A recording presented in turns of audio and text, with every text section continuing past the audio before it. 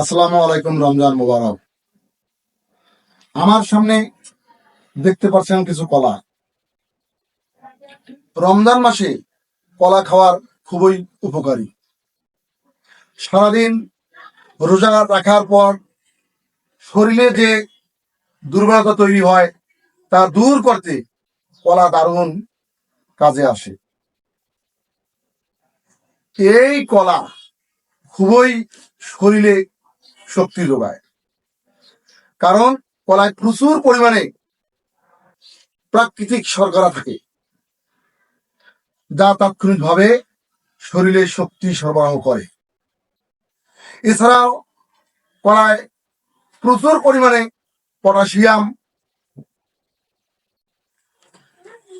যা রক্তচাপ নিয়ন্ত্রণ সাহায্য করে এবং মাংসপেশির কার্যকারিতা বজায় রাখে।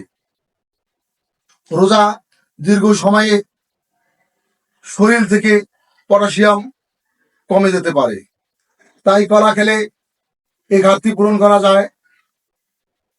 রোজার সময় কোষ্ঠকাঠিন্যের সমস্যা হতে পারে।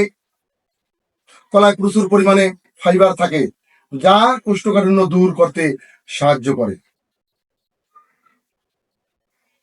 এবং হজম প্রক্রিয়াকে স্বাভাবিক রাখে। ইফতারির সময় কলা খেলে এটি দ্রুত শরীরে শক্তি যোগায় এবং সারাদিনের ক্লান্তি দূর করে। আপনারা সেহরির সময়ও কলা খেতে পারেন। তো দর্শক, আজ এই পর্যন্তই। আমি আরিফ চৌধুরী বিদায় নিচ্ছি। সকলে রমজান ভালো কাটুক। আল্লাহ হাফেজ।